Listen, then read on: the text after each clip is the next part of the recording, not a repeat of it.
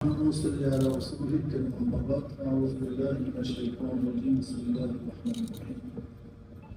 إنما يخشى الله من عباده العلماء. شيخ الرسول সাল্লাল্লাহু আলাইহি ওয়াসাল্লাম আজকে সেমিনারের উদ্দেশ্য কি বক্তাগণ বক্তব্য দিয়েছেন। আসলে কওমি মাদ্রাসার স্বতন্ত্রতা ঠিক থাকবে এ ব্যাপারে আমাদের কারো অভিমত সবাই উপকূল। কওমি মাদ্রাসার ভিত্তি যে স্থাপিত হয়েছে সে উসুল হাসনার উপরেই কওমি মাদ্রাসা চলবে। এখানে কারো হস্তকে আমরা কামনা করি না এবং সহ্য করি, এই ব্যাপারে কারো অভিমত নেই। বাকি হলো স্বীকৃতি নেওয়ার জন্য আন্দোলন হয়েছিল। আব্বাজান রহমতুল্লাহ আলাইহি হসপিটালে ছিলেন পারডেমে।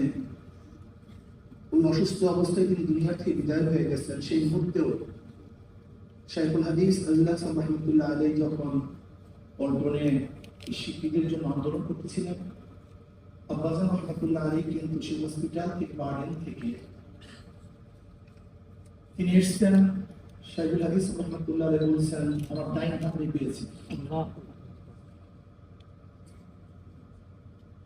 আলহামদুলিল্লাহ সাকসেস হয়েছে, কিন্তু আসলে সবচেয়ে বড় সমস্যা হলো আমাদের উলামায়ে কেরামের মধ্যে তো আসলে একটু মতানৈক্য থাকাটা স্বাভাবিক, তার চেয়ে হয় কিছু নেই।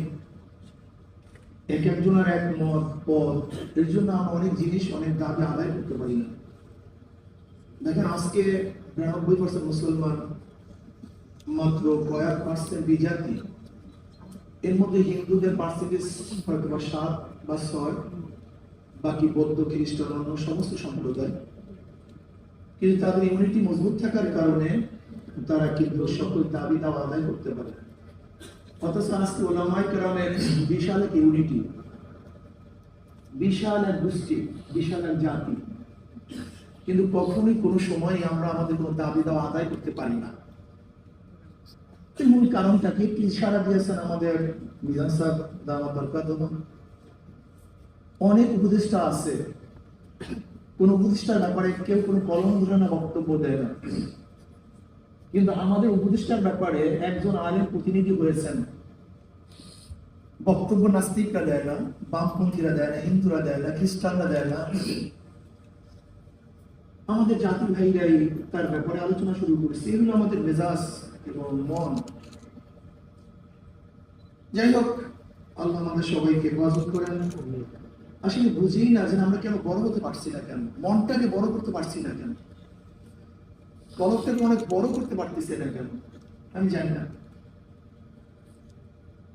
আমাদের স্বতন্ত্র অবস্থায় এই স্বীকৃতি আমরা চাই। কওমি মাদ্রাসার স্বতন্ত্রতা বজায় রেখে এই অধিকার চাই। এটা কোনো স্বীকৃতিও না, এটা কারোর অনুকম্পা না, অনুগ্রহ না, এটা মতো অধিকার। সে অধিকারটা কি?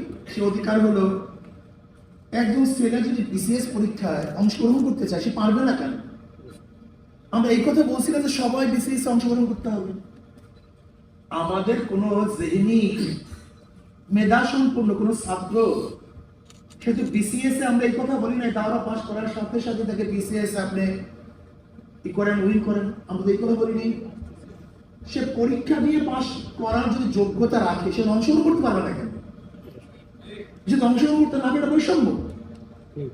আমি তো এই কথা বলছি না, আমরা এই দাবি করছি না যে আমরা দাওরার সার্টিফিকেট দেবো, আমাদেরকে বিসিএস ক্যাডার বানায় দেন, এই দাবি তো আমরা করছি না। আমরা বলছি আমাদের অংশগ্রহণের সুযোগ দেন, যদি আমরা উইন করতে পারি, পাস করতে পারি, তখন আমরা ক্যাডার হবো, সমস্যা কি? দেখেন 92% মুসলমানদের এই কান্ট্রির মধ্যে সবসময় অন্যান্য সংখ্যা লঘুদের দিকে তাকিয়ে আইন করা হয়েছে, কিন্তু সংখ্যা গরিষ্ঠ মুসলমানদের দিকে তাকিয়ে কোনো আইন করা হয়নি। আপনি দেখুন, আজকে যখনই আমরা উচ্চারণ করি কি বলি, মুসলমান, হিন্দু, খ্রিস্টান সবাই সম্মিলিত দেশ, এটা শুভঙ্করের ফাঁকি। মুসলিম, হিন্দু, বৌদ্ধ, খ্রিস্টান সবাই সম্মিলিত দেশ। যখনই আমি একই সাথে উল্লেখ করি তখন সবাই সমান হয়ে যায়, কিন্তু পার্সেন্টেজের খবর থাকে না।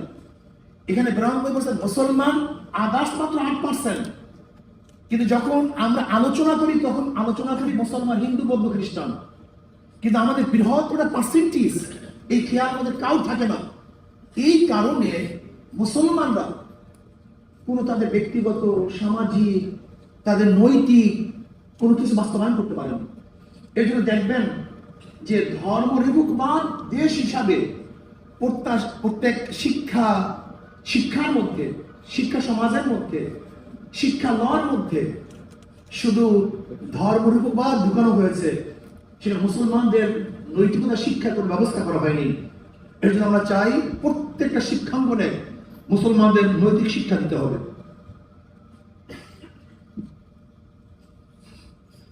ইসলামিক ফাউন্ডেশন সহ বিভিন্ন ইসলামিক গবেষণা প্রতিষ্ঠানে আমাদের নিয়োগ দিতে হবে। দেখেন, ইসলামিক ফাউন্ডেশনে কওমি মাদ্রাসার ছেলেরা ডাইরেক্ট নিয়োগ নিতে পারে না, সেখানে চাকরি করতে পারে না, খেদমত করতে পারে না। আমরা চাই এই সমস্ত প্রতিষ্ঠানগুলিতে ডাইরেক্ট কওমি মাদ্রাসার ছেলেরা সেখানে অংশগ্রহণ করতে পারবে। মডেল মসজিদ সহ যে কোনো মসজিদে আমাদের কওমি সন্তানরা সেখানে খেদমত করতে পারবে, ইমামতি করতে পারবে।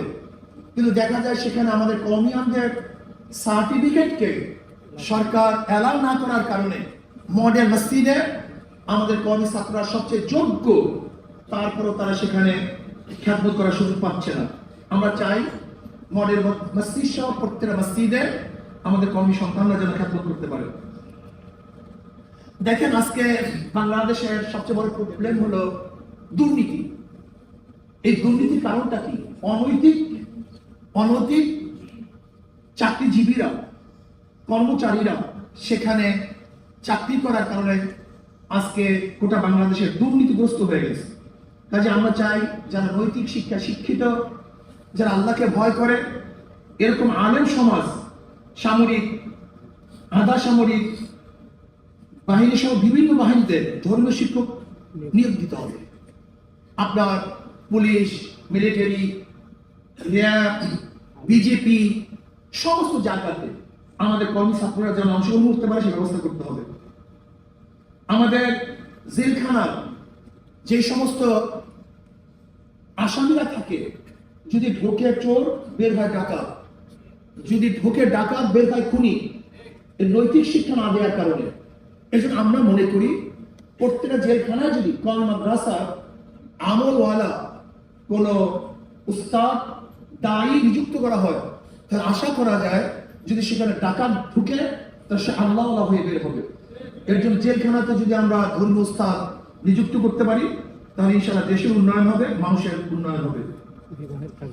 আজকে দেখা যায় যে নেকার মাসালা, তালাকের মাসালা আমাদের কওমি সন্তানরা বেশি জানেন, অথচ কাজী তার হতে পারে না। এর কারণে সার্টিফিকেট মূল্যায়ন নেই। আমরা চাই যেন প্রত্যেকটা জায়গায় আমাদের কওমি সন্তানরা যেন কাজী হতে পারে সেই ব্যবস্থা করতে হবে।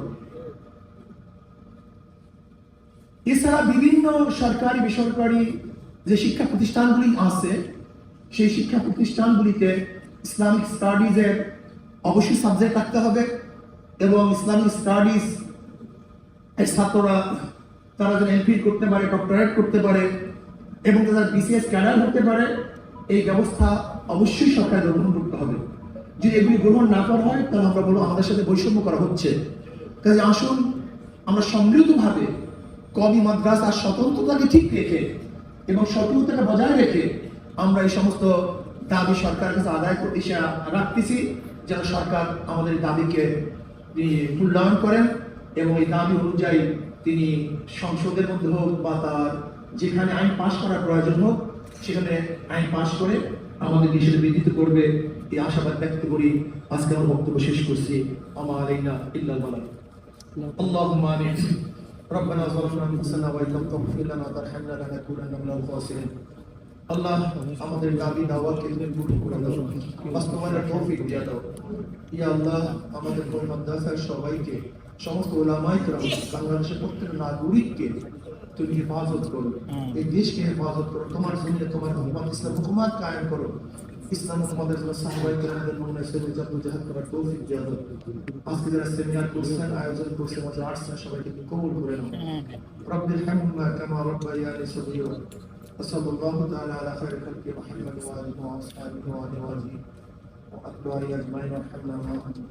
আলহামদুলিল্লাহ।